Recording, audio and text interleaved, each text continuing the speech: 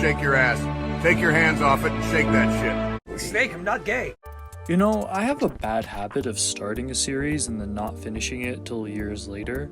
I started the whole what guns should be in Metal Gear Solid 5 towards the start of 2021, and here we are in 2023, and I still have to finish it, so today I'm going to do that. So, I'm Pliskin, and today we're going to be talking about what rocket launchers should be in Metal Gear Solid 5. Now, first up, we're going to be talking about the Grom 11. Now, I and many people who played this back in the day, like back when I didn't really know about guns, I looked at this and I was like, oh, that's an RPG, right? The Russians are using it. It's a rocket launcher. There's a rocket that you load through the front. It's an RPG. It's not. Again, Metal Gear Solid 5 tends to do its thing with pseudo guns, and here we see that the Grom 11 is actually part Panzerfaust and part Panzer III, like a later version of the Panzer. So that's an old German rocket launcher from World War II that later got modernized. I'm pretty sure these things aren't really used anymore in any capacity. Again, I don't know too much about rocket launchers, so perhaps these things are super common in some region of the world, but I'm pretty sure these got phased out by RPG 7, since that's so much more ubiquitous than this old wartime rocket launcher.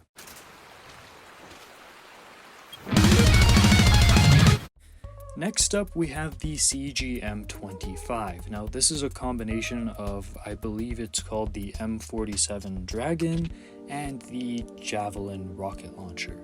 Now, the Dragon inspiration mostly comes in the color, but this gun is mostly a Javelin. Now, a Javelin is supposed to be a guided anti-tank and anti-air missile launcher. In game, it has this weird kind of, one projectile that splits up into many. I'm pretty sure these exist, but I don't think the Javelin does that. Again, I might be wrong, so if you know about the Javelin, go ahead and put that down in the comments. You can see a lot of footage from Ukraine of people using this thing to take out tanks and armored vehicles. One thing I can say for certain is that Venom would not find any of these around since they weren't really made until 1996. So this is purely anachronistic.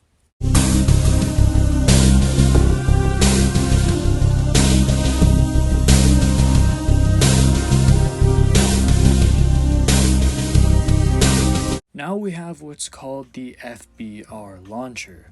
Now, I don't know about Metal Gear Solid 5, but in Ground Zeroes they call this thing a recoilless rifle, and that's actually correct since this thing is breech loaded and actually has a round that you put into the gun rather than a traditional rocket type setup where the rocket's already in there or something along the lines of an RPG 7.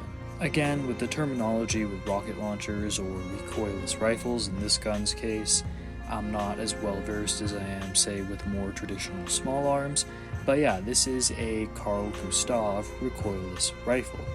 It's a pretty cool fucking gun, and I have to say, in terms of rockets or recoilless rifles to be carrying around with you, I'd say this is probably far more practical than most, since a lot of the other ones tend to be single use, and whereas, Snake, or in this case Raiden, could just, throw away the one he just used and have a magical one appear on his back.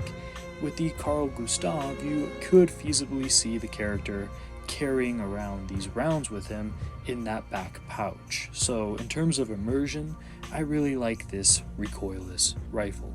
Unlike the CG-M25, the Carl Gustav was actually around and could feasibly be found or used by Venom Snake, as the first iterations, I believe, came around in 1964. Abortion costs $500. Plan B Snake. is $50. Snake, the fuck? A condom is $5. Snake, why the hell are you bringing this up? But being gay Snake. is free. Snake, I'm not gay. The choice is yours, Ryan. Snake, I don't like Lead the life Snake, I am that you not wanna gay. live. Make the future your Snake, own. for God's sakes! Be gay and do crime. Now, in a game full of pseudo-guns, we perhaps have one of the most loyal recreations of iconic Metal Gear weaponry. Here, we have what is clearly the Stinger missile. In the game, they call it the Honeybee, which, Stinger, Honeybee. Bees have stingers and make honey, so you can see where they got that name from. However, this is a anti-vehicular guided rocket launcher. So you can aim this at something, it'll lock on, and it has a computer system to guide that rocket towards your target. It's really cool, and I mean, of course, there are some minor differences here, but this is again probably the most loyal. The G44 is supposed to be the FAMAS, but we can still see a variety of differences. The D114 is supposed to be the M1911, but again we can see a variety of differences. But when you look at this, you don't take two guesses to figure out that this is based off of the Stinger missile launcher. And as a Metal Gear fan, I really like seeing that. And the best part of all, not only am I satisfied as a Metal Gear fan, but then also as a gun nut, I can see that the Stinger missile has been around since roughly 1978, so Venom, or again in this case Raiden, could have feasibly found this and used it. In fact, this game plays along with actual historic events. In the mission, where the bees sleep, Venom Snake actually has to go out into the world, find a Hamid fighter who knows the location of imported US military weapons.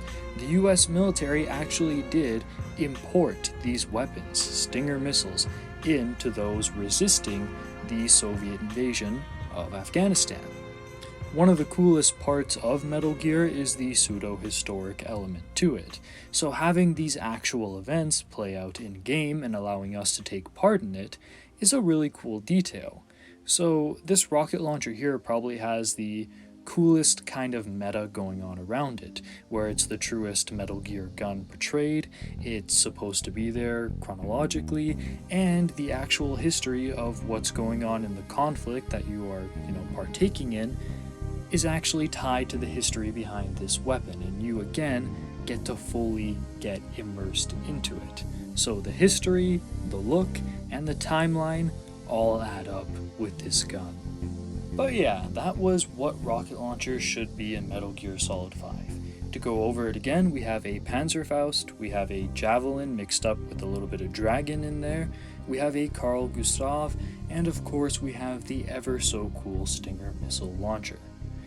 Now, I'm planning for this to be the end of the series, as it's taken me so long to finally get here, not because these videos are hard to make, but because I get caught up in a whole bunch of other stuff.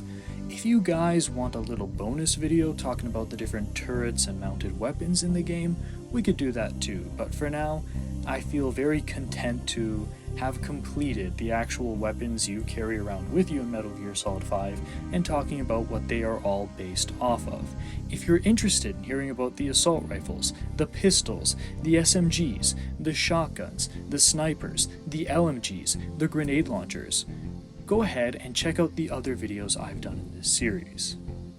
Anyways, I hope you guys enjoyed this. This has been Pliskin Boy, and if you've been here since the beginning of this series, go ahead and leave a comment down below. I appreciate that you've stuck around so long, and I hope you enjoyed every video that I made as part of this series. Anyways, this has been Pliskin, over and out. This is Solid Snake. Hey, subscribe to Pliskin Boy. God damn it. You heard him.